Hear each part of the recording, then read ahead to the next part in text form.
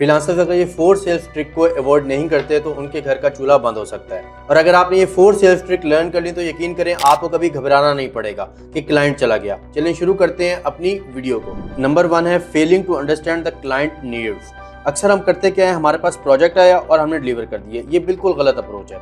हमने क्या करना है, प्रोजेक्ट आया, प्रोजेक्ट को हमने अंडरस्टैंड करना है, ठीक है। हमने कम्युनिकेशन अच्छी करनी है, क्लाइंट की नीड्स को अंडरस्टैंड करना है और उसके बाद डिलीवर करना है। अक्सर ग्राफिक डिज़ाइनर से आपने सुना होगा कि क्लाइंट जो है वो लोगो डिज़ाइन अगर करके दे रहे हैं या कोई थंबनेल डिज़ाइन करके दे रहे हैं तो क्लाइंट बार बार जो है रिवीजन को कह रहा है। तो रीज़न यही होती है उनकी गलती की वो क्लाइंट की नीड्स को अंडरस्टैंड नहीं करते, ठीक है। और इस वजह से क्लाइंट बार बार उनसे रिवीजन का कहता है। तो अगर वो पहले ही प्रोजेक्ट स्टार्ट करने से पहले क्लाइंट को अंडरस्टैंड कर लें, उसकी अंडरस्टैंडिंग को समझ लें, तो कभी भी उनको रिवीजन की ज़रूरत नहीं पड़ेगी और वो हेजिटेट नहीं होंगे। आपने इस चीज़ को अपने फ्रीलांसिंग करियर में ज़रूर इम्प्लीमेंट करना है। नंबर 2 क्या है?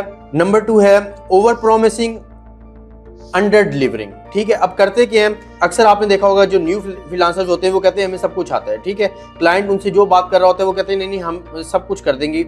उसके पीछे का रीज़न क्या है? उसके पीछे का रीज़न है ये पैसा, ठीक है। वो कहते हैं बस जल्दी से जल्दी हमारे बैंक अकाउंट में ये पैसे आ जाए इस प्रोजेक्ट के। वो प्रोजेक्ट को भूल जाते हैं, क्लाइंट की अंडरस्टैंडिंग को भूल जाते हैं, ठीक है। ओवर प्रॉमिस कर देते हैं। उससे ये होता है कि आप एट द एंड जो है वो क्लाइंट भी आपसे सेटिस्फाई नहीं होता और आपको पेमेंट भी नहीं मिलती। तो आपने प्रोजेक्ट को नहीं देखना, आपने क्लाइंट की अंडरस्टैंडिंग को देखना है। आपने ओवर प्रॉमिस नहीं करना, आपने अंडर डिलीवर नहीं करना। जब ओवर प्रॉमिस होगा तो जाहिर बात है एक काम आपको नहीं आता अच्छे से, तो आप जो डिलीवर करेंगे वो उस तरह से नहीं होगा। तो इससे आपका क्लाइंट जो है वो नाराज़ भी हो सकता है और आपका प्रोजेक्ट भी एंड हो सकता है। नंबर 3 क्या है? Neglecting follow-ups. अब ये बहुत इंपॉर्टेंट फैक्टर है कि प्रोजेक्ट आया, डिलीवर कर दिया, ठीक है। अब आपके पास अगर प्रोजेक्ट आता है, आप कम्युनिकेट करें, क्लाइंट को अपडेट करें, क्योंकि क्लाइंट को नहीं पता, वर्चुअली हम काम कर रहे हैं, क्लाइंट को नहीं पता होता कि भाई ये बंदा काम कर भी रहा है या नहीं। तो मैंने अपनी एजेंसी में कौन सा प्रोसीजर फॉलो किया हुआ है, हम डेली अपडेट करते हैं कुछ प्रोजेक्ट्स को, ठीक है। कुछ प्रोजेक्ट्स को हम वीकली अपडेट करते हैं, कुछ को हम 15 डेज बाद अपडेट करते हैं, कुछ को 30 डेज बाद, ठीक है। तो ये जो प्रोसीजर है ना ये बहुत इंपॉर्टेंट है। इससे क्लाइंट सेटिस्फाई रहता है, हमें क्लाइंट की समझ लग जाती है कि जी क्लाइंट हमारा जो है वो हमारे प्रोजेक्ट से माइलस्टोन वाइज जो है वो सर्टिफाई हो रहा है। तो एट द एंड हम जब डिलीवर करते हैं तो हमें 5 स्टार जो है रेटिंग मिलती है।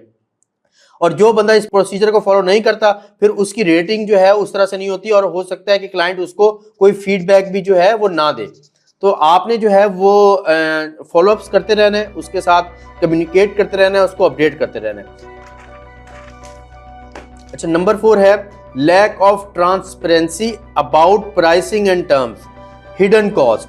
आपने अगर अपने फ्रीलांस करियर को बचाना है तो इस हिडन कॉस्ट को निकाल दें। आप जब भी क्लाइंट आपके साथ कम्युनिकेट कर रहा है, आपने क्लाइंट को ऑन बोर्ड कर दिया है, ऑन बोर्डिंग के टाइम आपने क्लाइंट को प्राइसिंग का कंप्लीट बताना है, ठीक है, कि आपकी प्राइसिंग क्या है, कोई हिडन कॉस्ट नहीं है, ठीक है, कंप्लीट उसको बताना है ताकि क्लाइंट एट द एंड ये ना कहे कि भाई आपने तो इस प्राइसिंग के बारे में बताया नहीं था। मैं आपको एग्जांपल देता हूँ।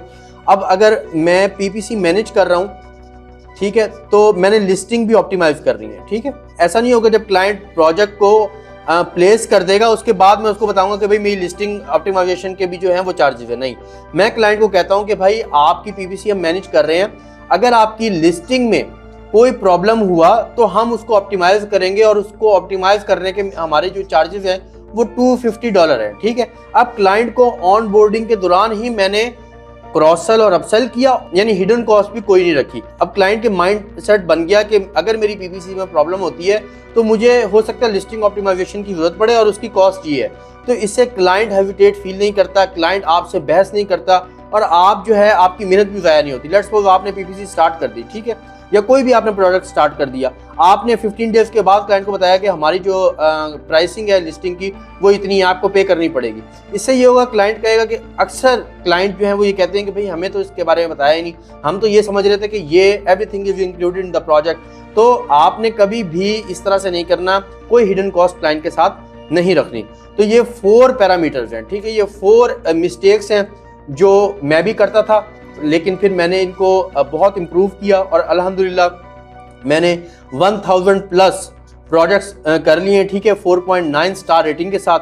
और काफ़ी अच्छे डिलीवर कर रहे हैं, काफ़ी अच्छा रिटेंशन रेट हो गया है एजेंसी का। तो इन 4 एलिमेंट्स को आप लर्न करें। ये सेल्स ट्रिक है, ठीक है, इनको सेल्स ट्रिक कहते हैं। ये सेल्स ट्रिक, सेल्स साइकोलॉजी, इनको आप लर्न करें।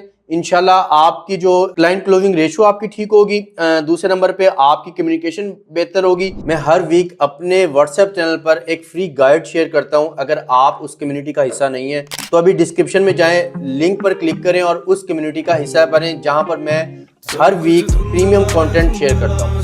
Thank you so much. Allah Hafiz.